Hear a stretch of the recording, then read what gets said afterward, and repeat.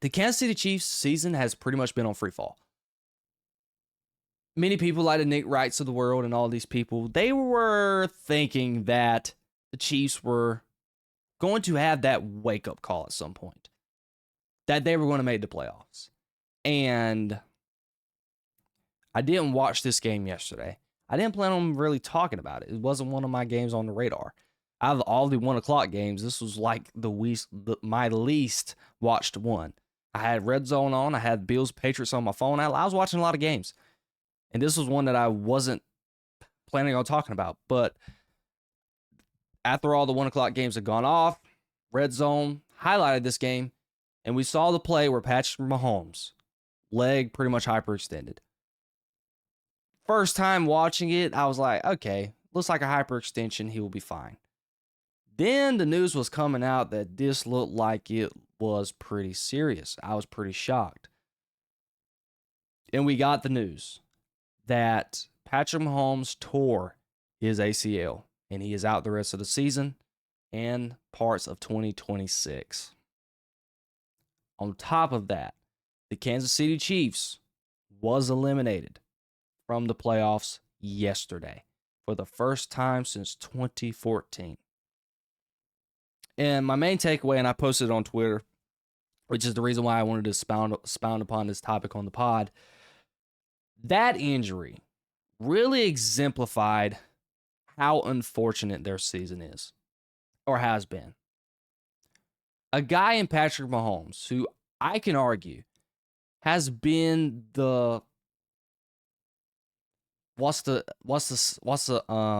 metaphor I can use? He's been, and the reason why I can't remember, I wrote it on my script didn't save on my phone on my laptop for some reason, so I had to rewrite it, and I had like a good analogy to provide for why I thought about this injury. But basically, he was the only part of the motor that was working on a sinking ship.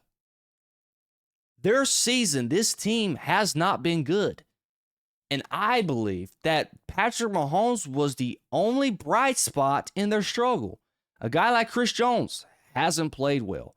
Travis Kelce cost them games. Both of those guys has cost them games.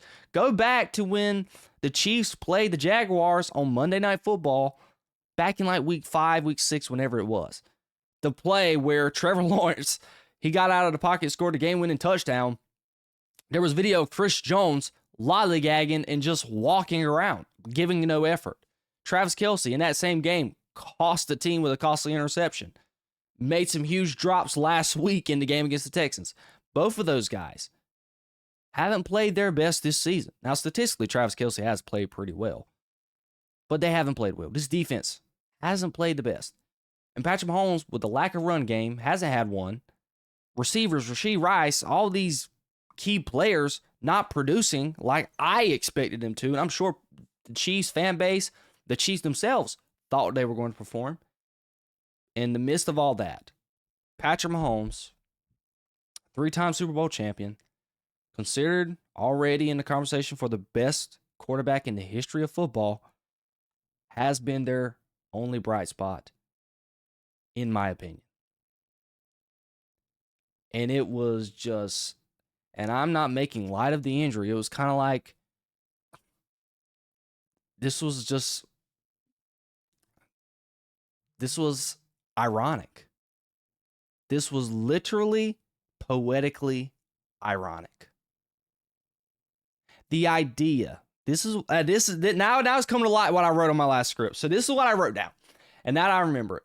It is poetically ironic that Patrick Mahomes, on a game-winning drive, a game-tying drive, either way you want to put it, it's a go-get-it drive, final drive of the game, season on the line, he gets injured. And he's potentially out for the rest of the game. You put in Gardner Minshew, a guy who's not thrown a single pass all season. He goes in, and in the next 3 minutes, he throws an interception, and your season is over. It's, again, back to my analogy. The ship's already sinking. Patrick Mahomes, the one part of the motor that's keeping them afloat, and that motor crashed. That motor was Patrick Mahomes. And that injury, the Chiefs' season came down with him. It is just poetically ironic, and there's no other way you can put it. The Chiefs' future is very uncertain. And Bleacher Report, they posted this when they posted their score of their game, that the game was over. They said the dynasty is over. And I've said this on multiple occasions. I think that's a little too harsh. But when you really think about it, Patrick Mahomes is going to be out majority of next season. You have a lot of players who you might have to move on from. Kelce might call it quits, even though he's had a good season. You have many pending free agents.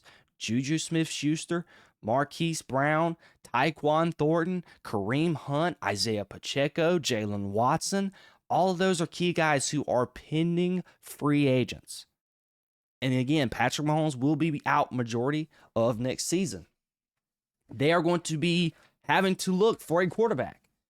You're the Kansas City Chiefs. You are going to compete. You want to compete. You're going to have to be in the market of getting a quarterback. I don't know if you're going to do that via the draft. I doubt it. But you're going to have to get one that is going to be able to last you at the earliest, maybe mid-October, late October. The thing about an ACL, I don't know what other ligament damage Patrick Mahomes has. He's a quarterback. This isn't a wide receiver, edge rusher where, you're going to have to move a lot. Patrick Mahomes can be very efficient coming off this injury. And I saved this on my phone. There's an interesting stat that was going around yesterday.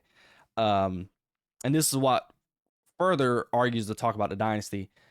Both Tom Brady and Patrick Mahomes won 3 Super Bowls early in their careers and then tore their ACLs in their 9th seasons, with both teams missing the playoffs. So you can say that GOAT history is repeating itself. And that although this dynasty winning 3 Super Bowls may be over, but the argument that another one could be brewing post Patrick Mahomes ACL era could happen. But here could be the major difference. Brady still had Belichick. And the Patriots organization was able to draft very well and bring in new pieces in that second part of the Patriots dynasty. Chandler Jones, Rob Gronkowski, Julian Edelman. Like, you had all these good players. Dante Hightower, McCourty. The Chiefs are going to have to be able to do that. Can Mahomes be successful without Andy Reid? Brady was able to have Belichick. I don't know if Andy Reid's going to be around that long for a second dynasty. I would question if Andy Reid is going to be coaching for the next 3 years. So the difference between the Chiefs having a dynasty in comparison to the Patriots, Patrick Mahomes is going to have to find a way to be efficient without Andy Reid as his play caller. That could be a tall task for Patrick Mahomes to do, because Andy Reid and Eric Bieniemy, of course, Eric Bieniemy is not part of this coaching staff currently, and he was able to win one without him. But Andy Reid has been a focal point for Patrick Mahomes' success, a key contributor. I think the idea of the combo of Patrick Mahomes and Andy Reid as a combo could get Andy Reid into the Hall of Fame as a coach. And help both, there was a time when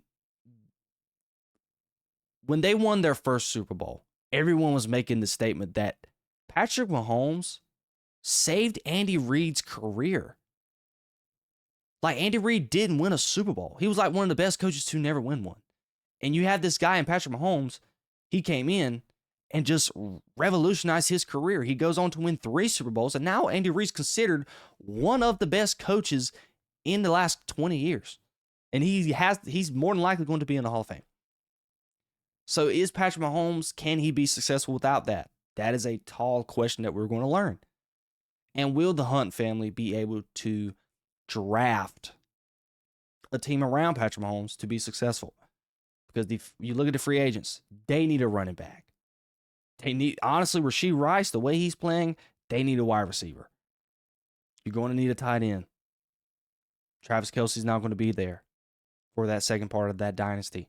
Chris Jones is not going to be there, a part of that second part of that dynasty.